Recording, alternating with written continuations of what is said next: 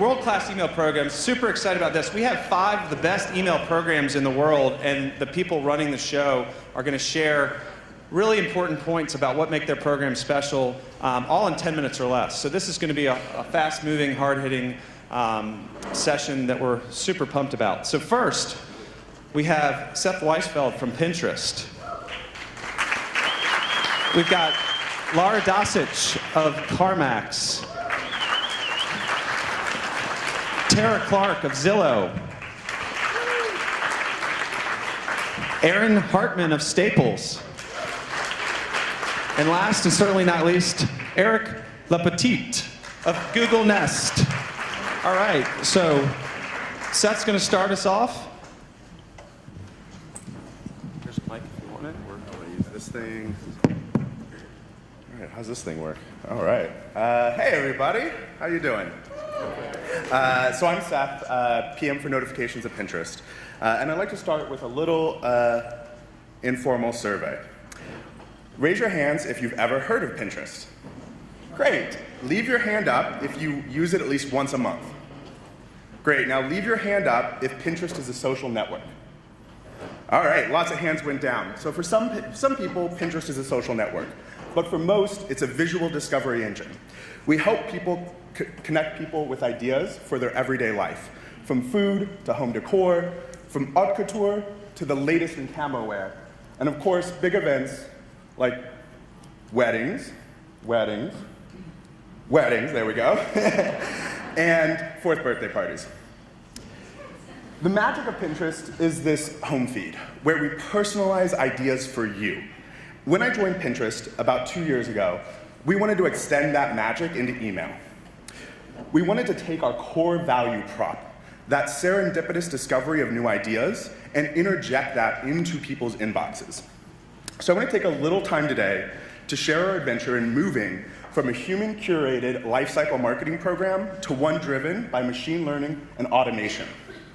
So first, let me start at the end. This is a chart of our growth in notifications over the last year.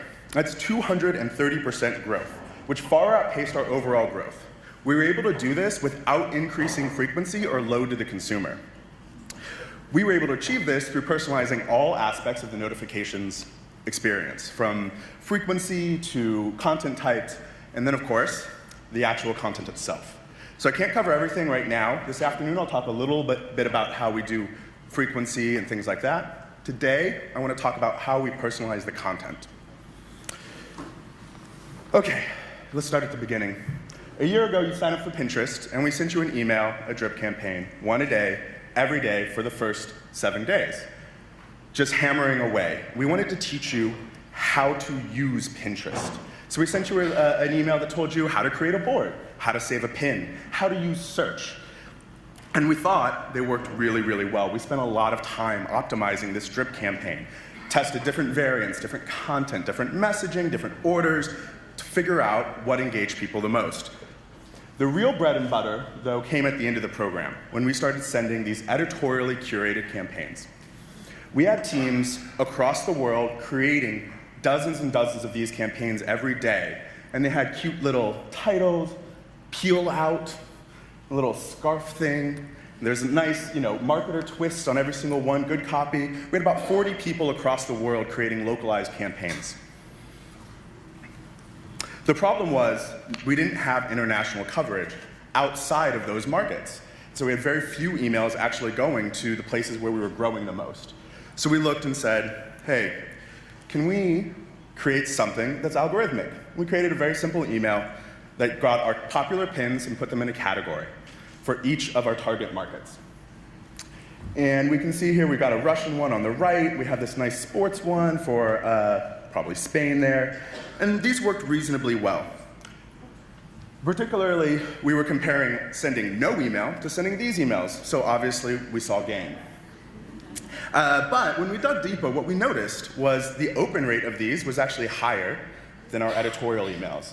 And digging deeper, we saw the click-to-open rates were higher, the in-product engagement rates were higher, and it fundamentally worked better. So I went to the marketing team and I said, hey, I want to test an algorithmic email against everything that you do. They loved that idea, of course. No one loves something more than, hey, can I take away your job? But we ran the test. So we created popular pins in the US. It was better than our editorial. The A/B tests were very clear. We did them for weeks, months, testing over and over. They weren't earth-shattering, and a lot of people were afraid of what happens if we let go of the reins. We no longer had control of the content in our emails. We didn't know what we were sending people anymore. But they weren't so earth-shattering that anyone on the executive team was ready to throw down the gauntlet and say, yeah, we're going to kill all these marketing emails. But once we started with algorithmic, the team said we can do better. Rather than just popular, we can personalize it, which again is the value prop of Pinterest, are those personal recommendations. So we went beyond popular, and we went to niche recommendations. We absolutely changed the game of what email meant for our company. We extended that true, magical, serendipitous moment into email. And instead of it just being, here are popular pins in food, here's Brussels sprouts. You were looking for Brussels sprouts? Here's some more Brussels sprouts recipes. Last week I saw an email that was steampunk crochet, right? If you're that person who is doing steampunk crochet, how amazing is it to wake up in the morning to that email in your inbox? These drastically outperformed our other emails in every way. Opens, unsubscribes, in-product engagement. We're talking like 2-3x the performance for in-product of what these editorially curated campaigns were doing. We also didn't have to staff a marketing team anymore. Marketing didn't love this. So they wanted to work on presentation. They said, hey, what we need is to really evoke the brand and tell the story. So we came up with all sorts of new ways to present the content. To make it clearer, there was a narrative, there was a human creating this content. But at the end of the day, presentation can't beat personalization. And none of these experiments were able to do better than taking many pins and sending it to many people instead of taking a few pins and sending it to many people. Along the way, we made some mistakes. Probably if you're looking for babies, you didn't need some margaritas. Well, I'm a dad. You might have needed the margaritas, but you weren't expecting it in the email. We had little things like this that were fun, working with other teams where somebody changed the endpoint for how we got titles and we started serving up access denied in the emails. Doesn't look great, but you have to be able to move on from some of these things. Of course, it gets a little worse. Guns, not really something that you want to see in your Pinterest emails. And then we had really hard things where we made massive mistakes. Somebody used Pinterest for an incredibly painful moment in their life. You should never, ever get this email. It's one thing to go and look for it, it's another to push the content. And then we had the most epic one, which is real, and we actually sent this out on 9/11. Yeah, exactly. It was not a good week. But the executive team backed us and said, this is not a reason to stop what we're doing, this is a reason to invest and improve. Every single one of these mistakes helped us build better content filtering, better personalization, and at the end, resulted in a better experience for the consumer. We had to make mistakes along the way, and a lot of people, I think, would have said, that's the end of that, we're going back to marketing, they need to control exactly the content, and this game is done. But the executive team, the CEO at Q&A, we do Q&A every Friday. The Friday that this happened came out and said, this is a horrible mistake. This is incredibly sad to see. But this is not a reason for us to run away from challenge. We have to accept it, make it better, and move forward. So with the support of the CEO, we completely overhauled our programs. We got rid of every single thing that was a drip campaign, every single thing that was life cycle driven, moved everything to machine learning models. One note on this flow that we thought was so great. On the third day after you signed up, we sent you an email that taught you how to pin. It was a nice email, it was very well crafted, it had a little close-up on the save button. It said, click here to save. 50% lift in saves the day we sent that email. The thing is, when we looked at our long-term value prop, when we looked at our long-term metrics, we looked 28 days later, doesn't matter whether you got the email, whether you clicked the email, whether you saved because of the email, you were just as likely to be someone who was using Pinterest and was saving. It didn't matter that we taught you on day 3 how to save. What mattered was getting you great content and bringing you back into the service. So we got rid of all these things that taught you how to pin and instead taught you about our value prop, taught you about the personalized experience you got from Pinterest. So with that, that's how we got 230% growth, and I will pass it off to the next speaker.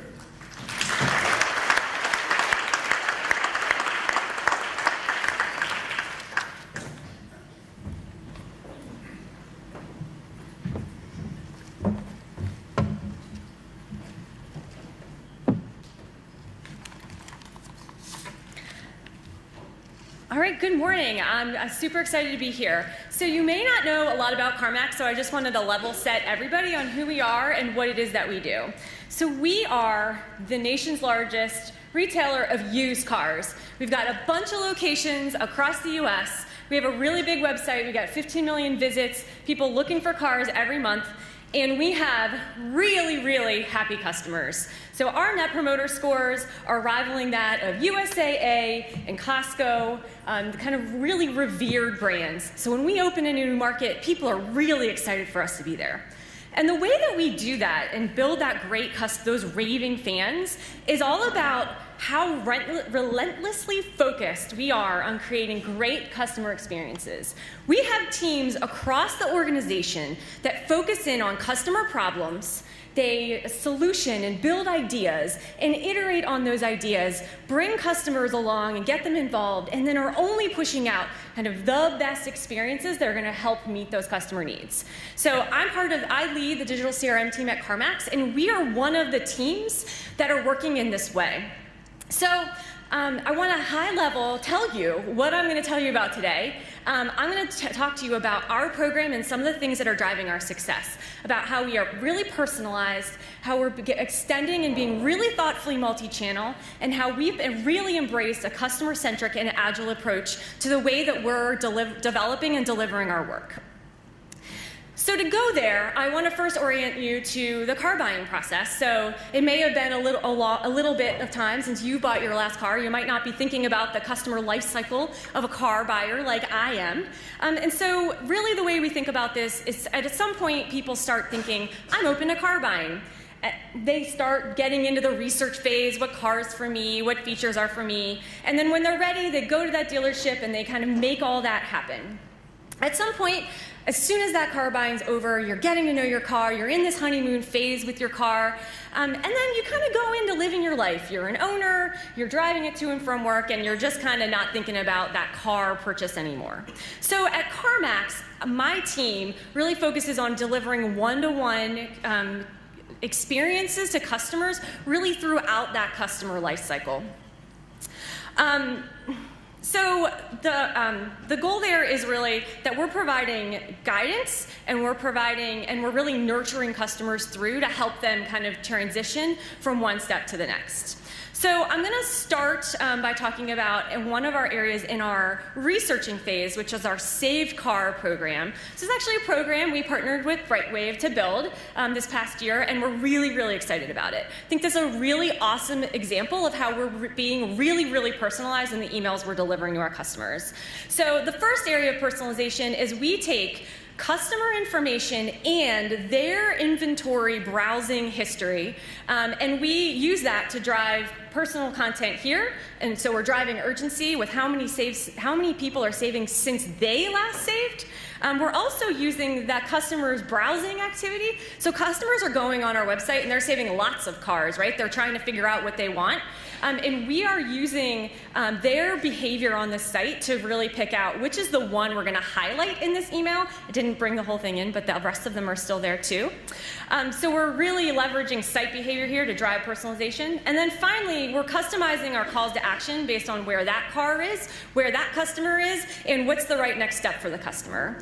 All of this then culminates in a progressive program here where we then use that same kind of hero image to drive a set of recommendations, because we found that a lot of people aren't actually ready to buy that car, and so we provide them some additional recommendations. So that's how we're getting personal. The next thing I want to talk to you about is how we're extending thoughtfully multi-channel. Thank you, David, in the previous session for kind of introing this for us. So I'm going to talk to you about how we go and reacquire customers and how we've really been taking the power of email and personalization and the addressability and extending that to other addressable channels.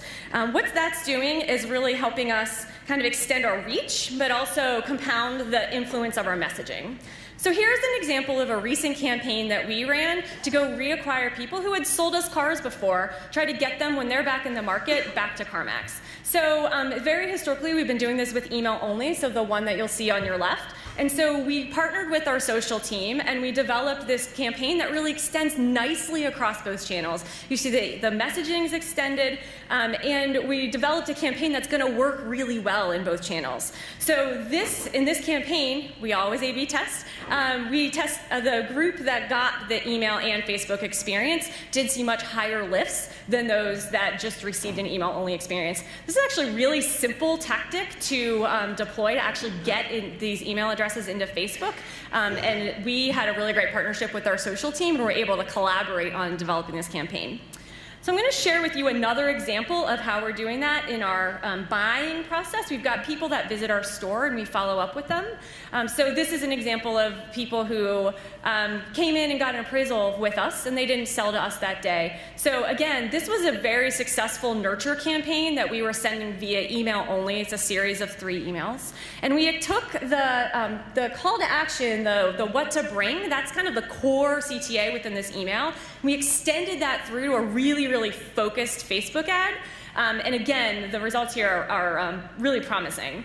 So, we haven't done this beyond Facebook, but we're really excited to extend to other channels. This is possible via Instagram, via Google Customer Match, and really, with the technology today and the merging of ad and MarTech, it's possible to do this in display, and we're going to be doing that in display in a campaign coming up in May.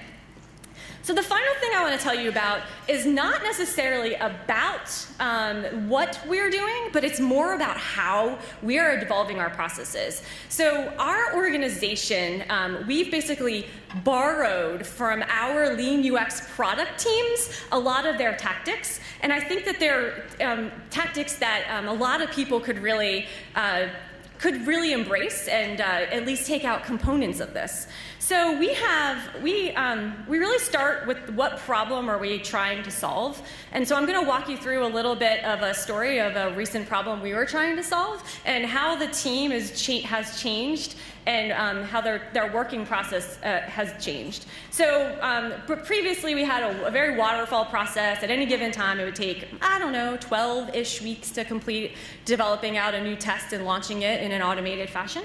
And so I'll walk you through our problem we had to solve here. We had a product on our website, and we had a form, and people were following out kind of throughout the funnel. The team came to us and said, can you help us figure out ways to kind of get people re-engaged and kind of further through this process. So we took a co-located collaborative team, and they got in a room and they did some thinking. They together, the designer, the strategist, the analytics team, the copywriter, and developers, they got in a room and they said, gosh, what do we think's happening here? What assumptions do we have about these customers? And they developed out a couple hypotheses. 2 very distinct ones, because they weren't really sure which the direction was. From those hypotheses, there was a lot of great content that came out of this, and this is kind of some of the whiteboarding sessions that our team had done.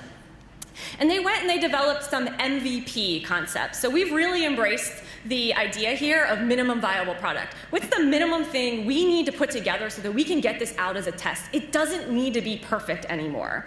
So they developed a couple concepts, and then they actually went and they talked to customers in a discovery session that we held. So we got customers that had fallen out of the form, and we talked to them, and we asked them, what's happening, and why didn't you complete? And we showed them the emails, and we got reactions in real time from them. So very clearly at the end of that, one of those 2 hypotheses and concepts was really, really going to solve that customer need, and the content we had developed was really going to help those customers kind of get back in the process.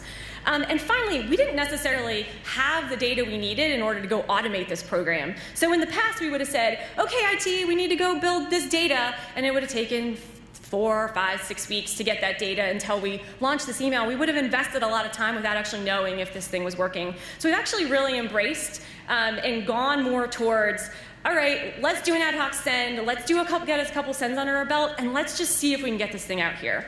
So again, this would have taken 12 weeks before. The team got this done in 2. They had a viable test out there that they could really prove, is this the right thing? So that we can then decide if we want to keep investing resources. So we're really excited about the way that this team has really changed and adapted their processes. We've had a huge increase in our team engagement. We're in market much, much faster, and our customers are involved throughout the process. So at the end of the day, we have a faster time to market and more successful outcomes overall. So I hope you found some key takeaways that you can take home. You can see how we have embraced being more personalized with our emails, really extending the reach of your channels through other addressable channels, and then how you might really think about embracing some of the new customer-centric and agile approaches to development. I'd love to talk to anyone who has any questions or has worked on any of this stuff before. So my time's up, and thank you very much. I'll pass it on to Tara.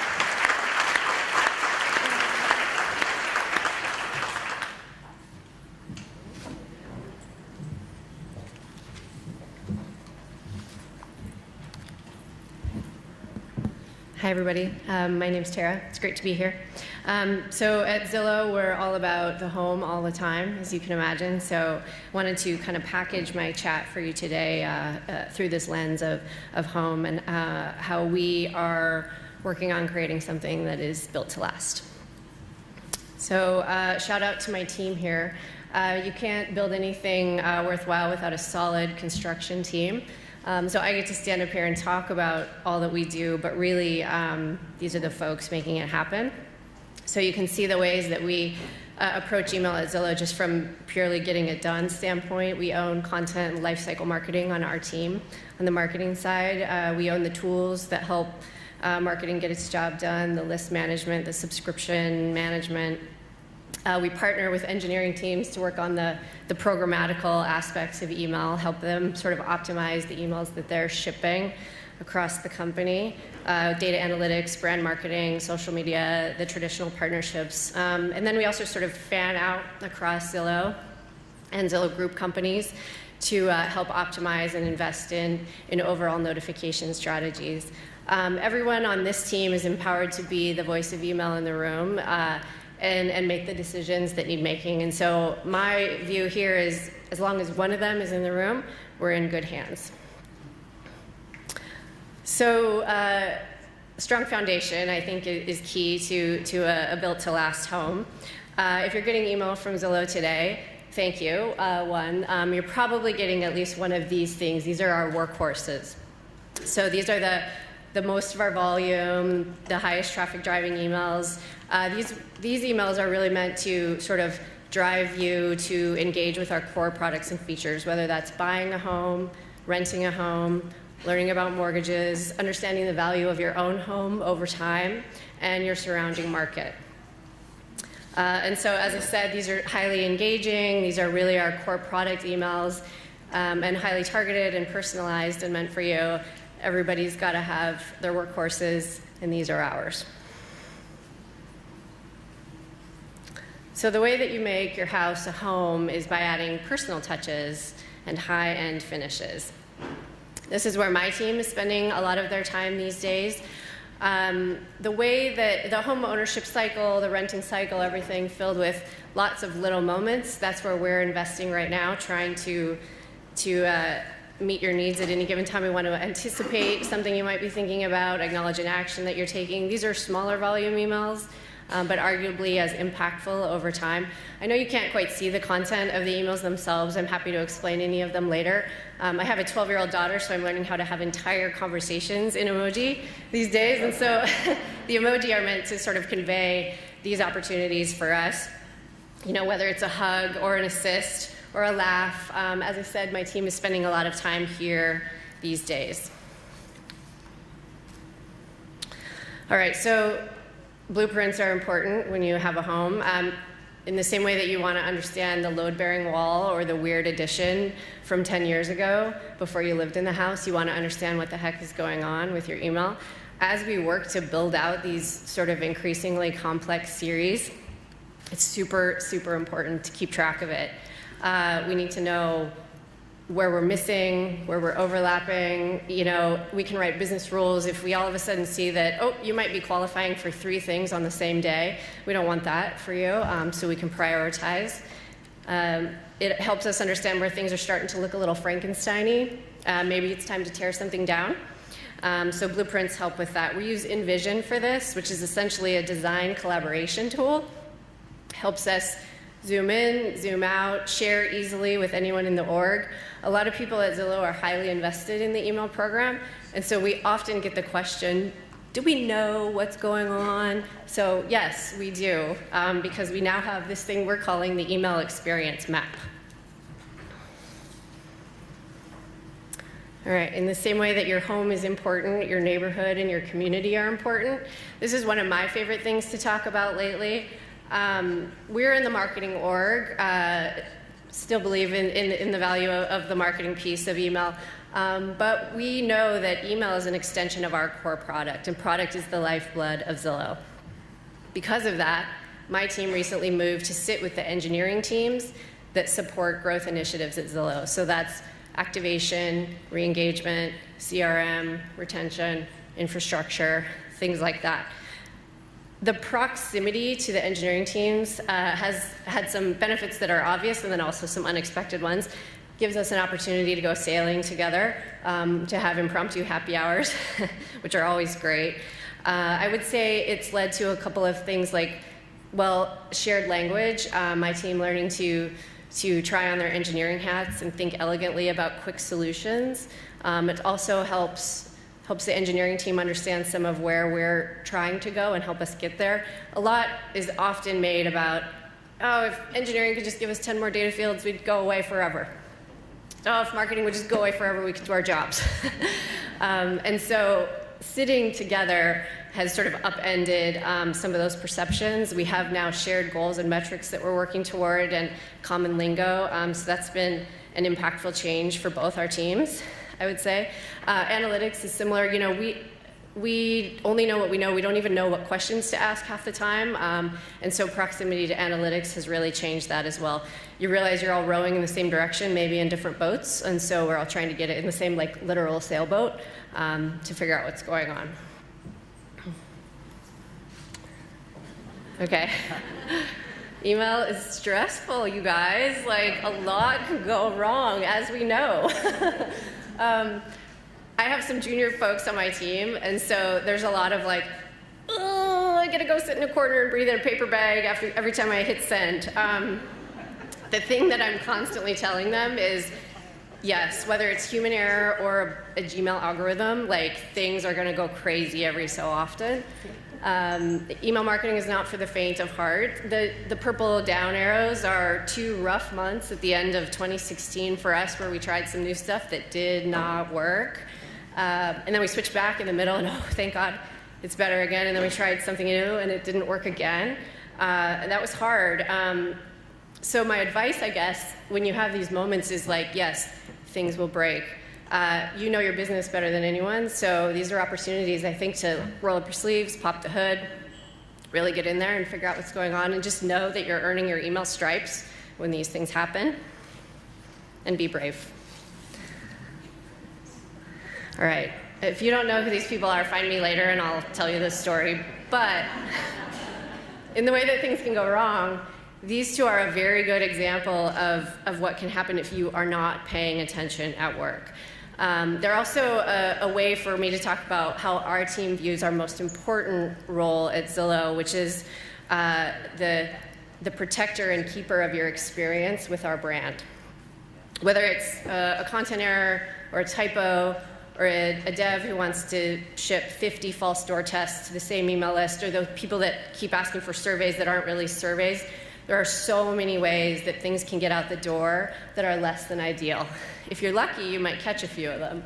If you're unlucky, there are so many places where you have this sort of cascading waterfall of awkwardness. Eventually, Twitter tells you what has gone wrong. That can suck. And so alerts and partnerships and monitoring are all super, super critical. But as the same when you're protecting your own home, it is super important to have a security system. We view ourselves as that security system. We are the keepers and protectors of the envelopes. It's our most important job. The buck stops with us. All right. I also have a 9-year-old daughter. When I was going through this with her, she said that when I got to this side, I should say one last thing, so that you all would know that I was approaching the end. So thank you, Sydney. One last thing. You know, I know that this doesn't cover the nuance of what we all do every day and think about every day, but these are the ways, as I said, that we're thinking about how to create something that's built to last at Zillow. Strong foundation, personal touches, keep track of what is going on, don't be afraid to tear things down, help build a strong community of people who care, where few repairs are normal, and protect those envelopes. Thank you.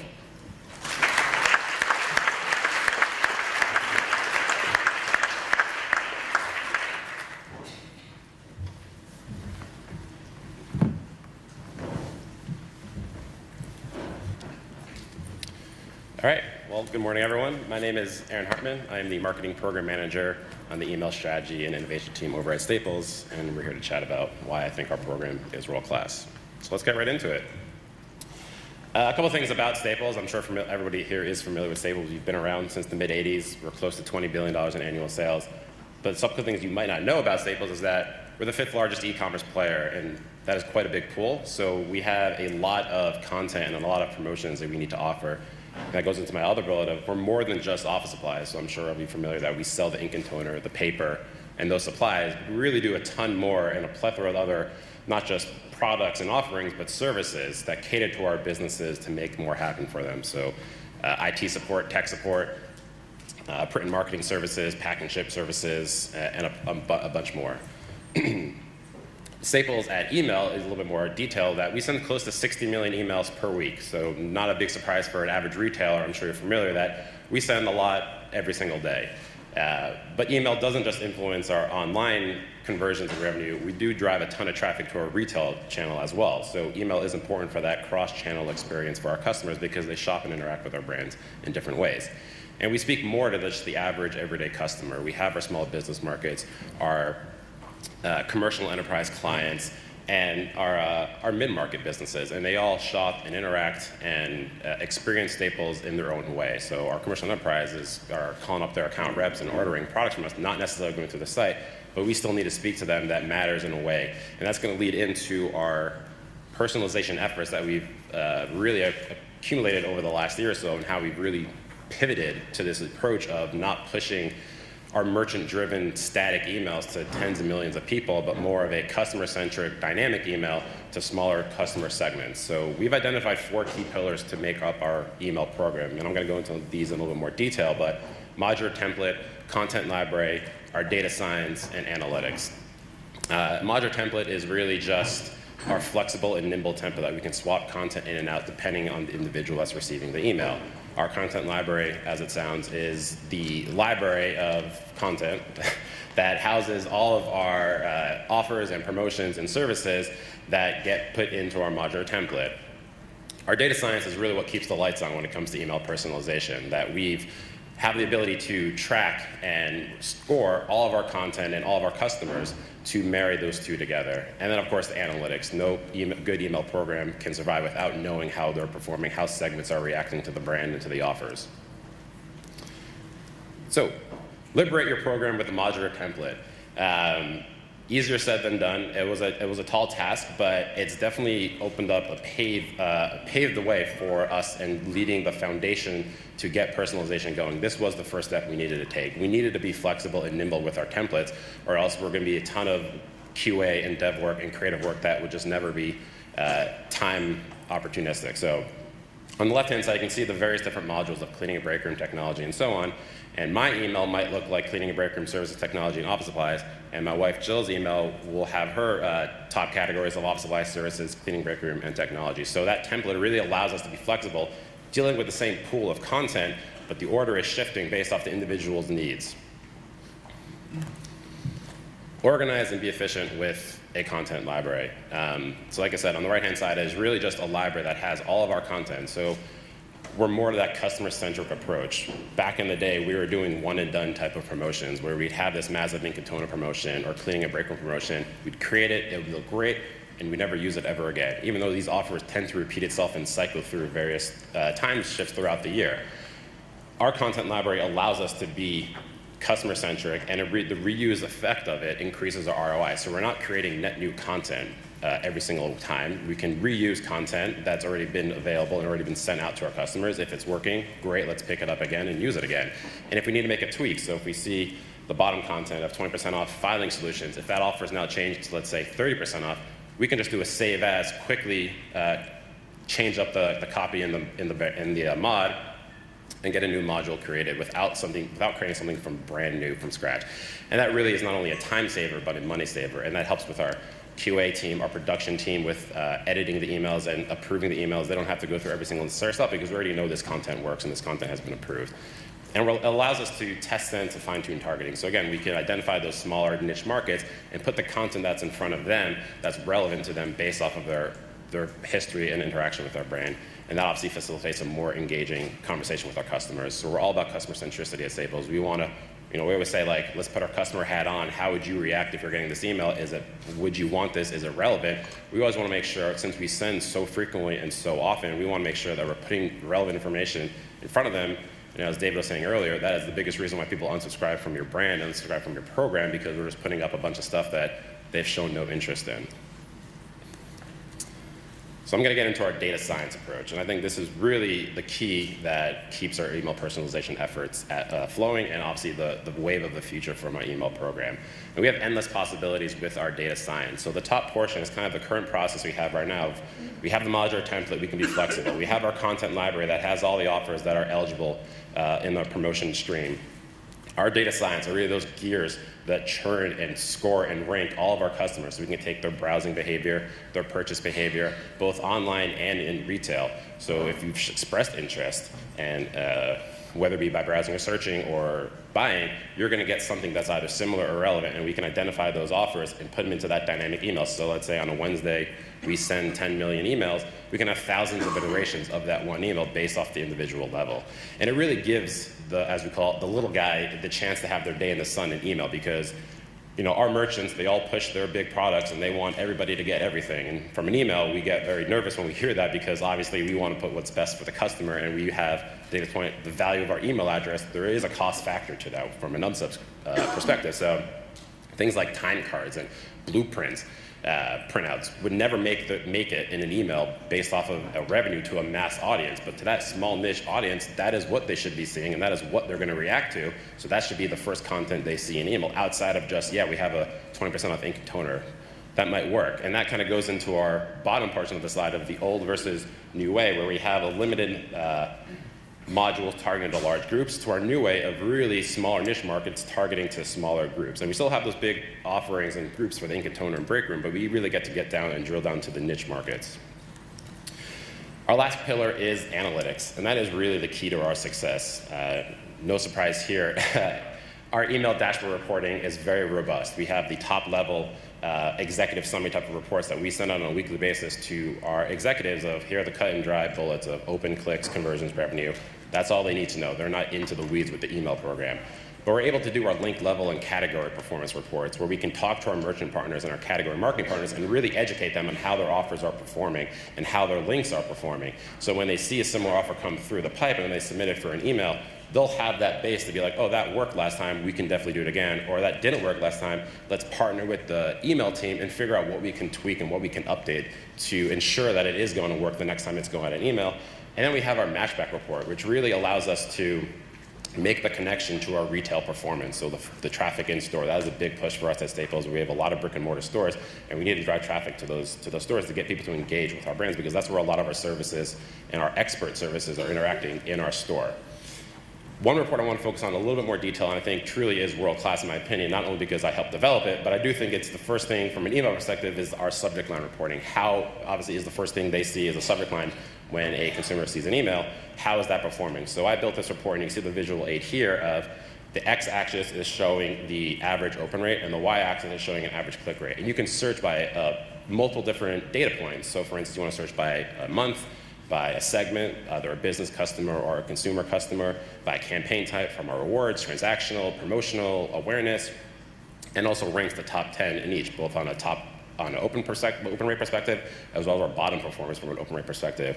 And I think the coolest feature we have is our keyword search. So if I want to type in the word daily deals, which we use often in our subject lines, it'll show every iteration of the word daily deals that's been used in a subject line for the past 3 years, and it'll give you that open click rate as well as the attributed online revenue, so you can see how it's performed. So from our copywriter perspective, they use this tool frequently because they can see how a certain keyword and certain phrase is working and whether or not to use it. So it's that ever tug of war of when to use it too much, when it's not enough, and not oversaturating with the same phrase over again to a point where it's going to have a negative effect. So kind of wrap up, kind of key takeaways, what I want to get across to, our message here at Staples is why I think we're world class is that email personalization is the wave of the future, but it's very hard to master. We have not mastered it at Staples. We've made great strides in the last year, but we have a huge roadmap ahead of us to keep up with the technology and keep up with how things are going. But we always want to focus on those 4 key pillars and that customer-centric approach. Our cross-functional partnerships, it's all that great. It's easier said than done. We want to do it on an email time. We have all this data. We all want to do this, but we need to get buy-in from not just the top level down, but from the merchandising team, the marketing team, and the global technology, as well as our creative agency. There's a lot of hand-holding and education that we had to put into place, and we had to really change the way they were doing things for years and years and years. So that took a lot of time in just getting that up and running. And of course, reporting and data. Having it accessible, making it actionable are huge in driving your program to the next level. So with that, I want to thank you very much. I really appreciate it. My contact information is here. Definitely feel free to reach out and chat about it.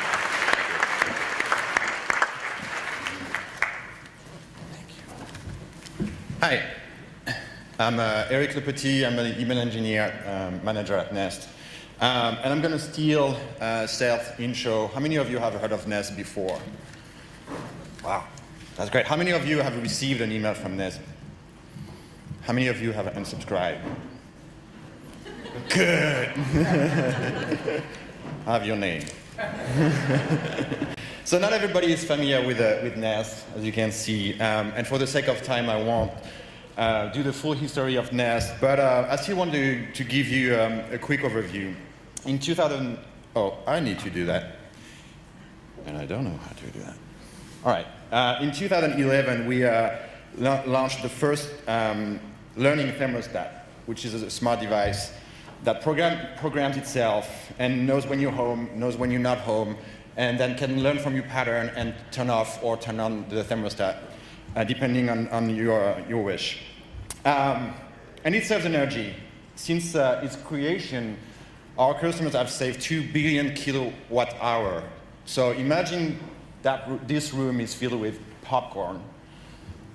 It's enough energy to pop all the popcorn of 400,000 rooms like this.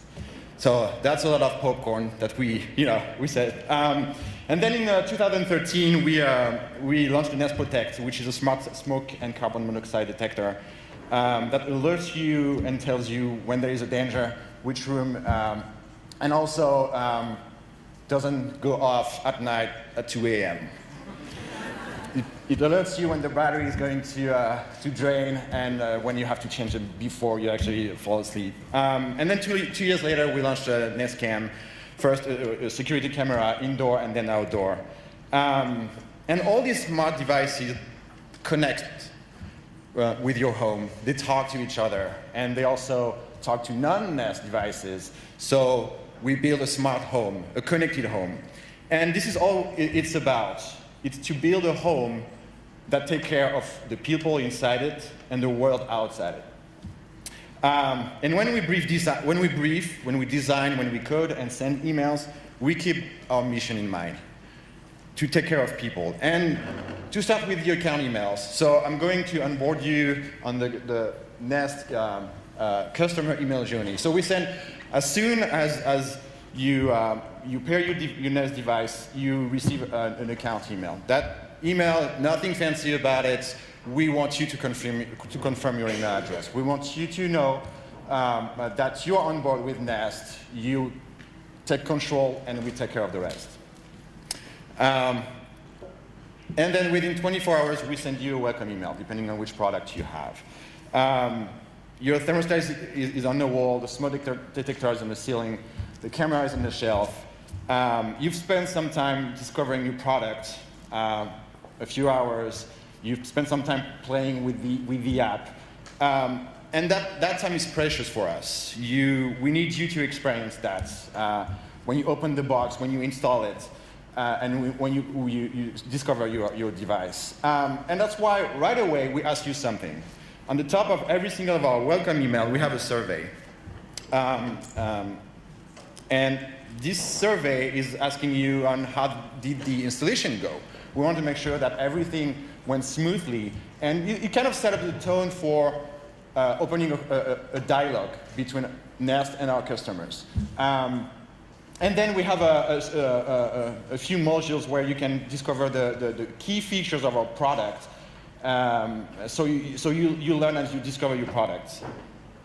And really, I think to keep our customers engaged, and because retention is actually key in a welcome email, we talk about as I mentioned, we talk about the key features. We talk about if you can subscribe or to our Nestaware service, which is a camera services.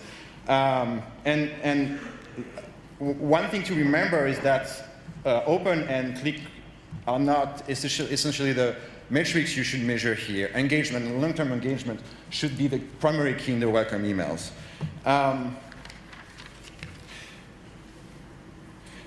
Our drip campaign. So you have your camera, and when you pair your camera, we give you a free trial for Nestaware, our subscription service, which is a recording service 24/7. And we have a succession of 3 drip campaigns. During the trial period of those 30 days, we have a 14 days pairing, 14 days after pairing, 25 days, 30 days, and 10 days after your trial expired. And clearly here the goal is to convert, I won't lie. This is a promotional drip campaign, but which drives the readers to take advantage of the deal before it's too late. It's really important, and it's funny, I can't share a lot of metrics with you, sadly, but the most engaging one is actually the third one, which is the one when the trial expires. It's after 30 days.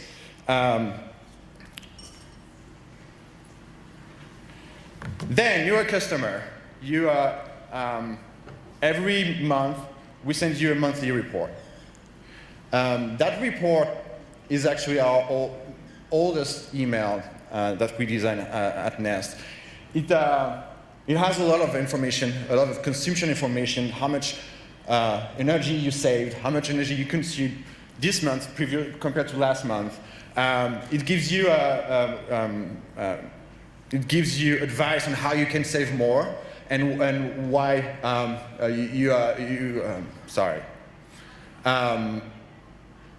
it gives you advice on how you can save more, yes, and sorry, I'm lost. All right, and I think being for the home report, we send that every month, and being consistent and on a schedule keeps the customers highly engaged. People are waiting for their reports.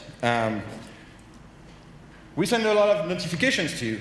We send 3 million notifications a day for our camera. And we reassure people. We make sure people are safe. We send, if you choose to receive those emails, every time the Nest Cam detects a movement, a sound, or feels like something is wrong, you get an alert. Not everybody wants to go on the app, or we obviously have push notifications, but like we saw before, we check our emails 20 times a day, 30 times a day, 40 times a day. And people want to know right away that something is happening in their home. Feedback, we send product survey. And this is a Jerry Maguire type of email. Like, help me help you. And they are hard, to be honest, they are hard. Why don't customers leave feedback? Honestly, why would they? We are mining for free data. from our customers. It's not easy, so we must prove that their feedback, if they choose to give that to us, will not be thrown into a shoebox. And so we addressed the purpose of the survey right away. We clearly state, we need your help, and we need your help to improve our product. So 6 weeks after you had your Nest product, you received that email. Whether you're trying to improve your business or conducting products research, really need to, for those surveys to be successful, you really need to be straight to the point. Make sure the survey is easy to access. We have a copy and a clear call to action.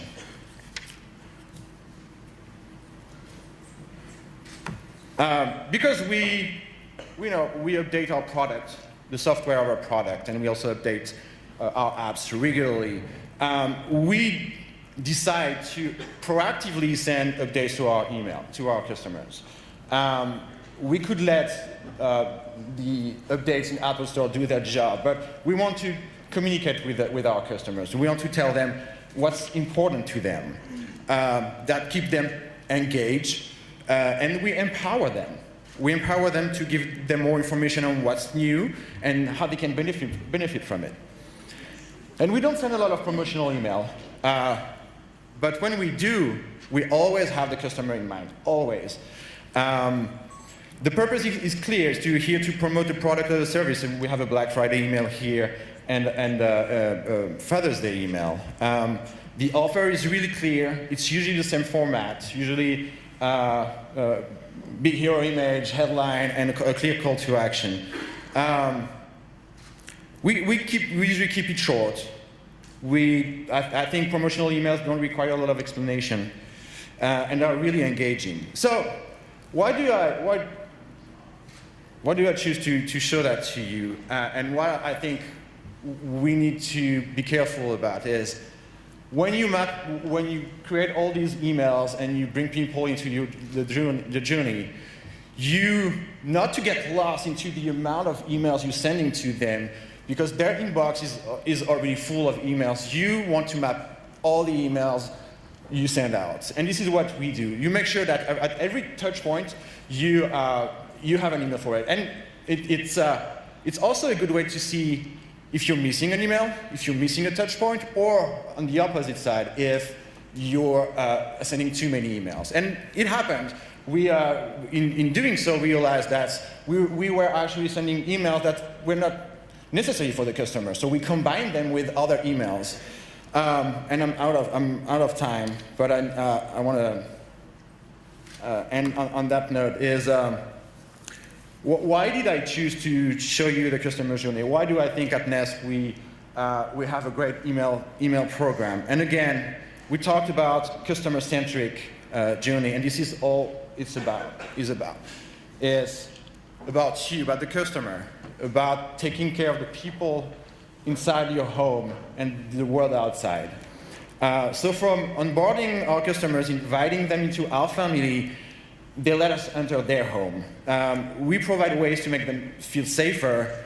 We provide subscription services. And every time something happens, emails are triggered, backing up the app notification, as I explained.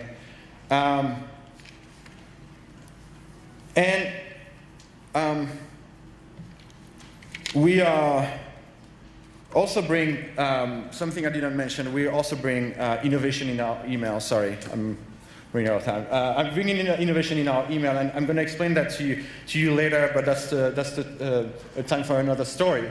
So we're going to see that in our session at 1 p.m. I think. Thank you.